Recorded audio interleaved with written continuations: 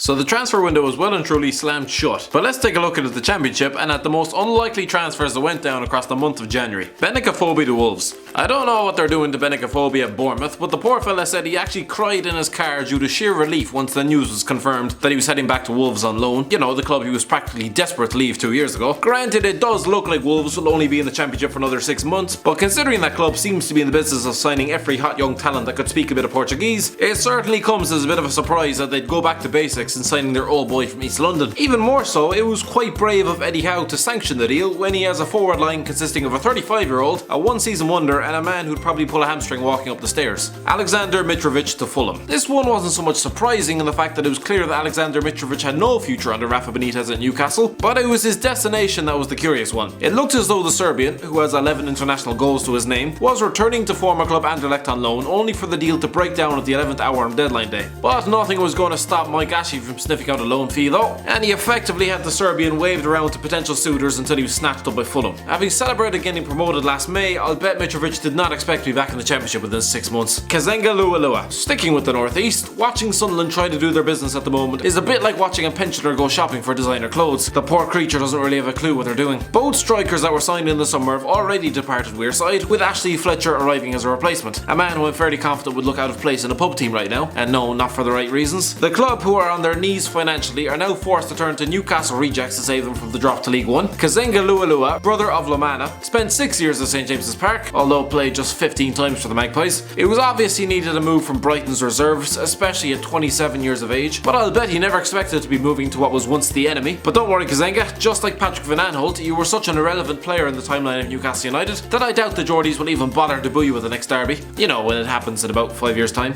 Lewis Grabban to Aston Villa. This one was just odd. Lewis Grabban was about the only player to emerge from the last 6 months with any bit of credit at the Stadium of Light. Despite playing in a side bereft of confidence and allergic to wins, he still salvaged 12 goals in 20 games for the club. And then he cut short his loan from Bournemouth, deciding to instead move to promotion chasing Aston Villa. I suppose you can't really blame him, but it still came as quite a shock and a hammer blow to the Black Cats. What is really odd is that Grabban has since denied his manager's claims that he wanted to quit Sunderland, claiming it's untrue. Yeah, Lewis, I'd say Chris Coleman really wanted to force out the only man in his squad who knew what the back of the goal looked like. John Flanagan to Bolton. How John Flanagan is still in employment, I'll never know. 4 years ago, this man was part of Liverpool's team which almost lifted the Premier League. He would have been the most random fullback to win the league until, well, 2 years later. Suddenly, punters left, right and centre predicted big things for this man, with most of the BBC pundits assuming he'd be one of England's first picks in their starting 11 for the 2018 World Cup. Well, it's 4 years later and you can bet Gareth Southgate won't be searching for his number anytime soon. Flanagan has practically walked straight from court, where he was sentenced for assaulting his girlfriend, to the Reebok Stadium on loan. I wonder if he even had time to get changed out of his suit.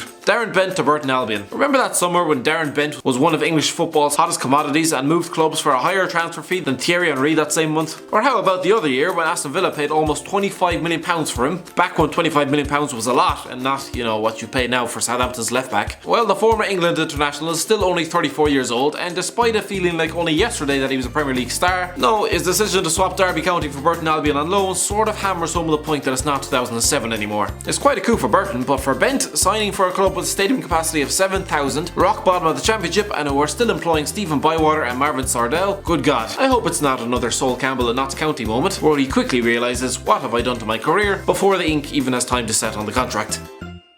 Thanks for watching. Don't forget to like, share and subscribe.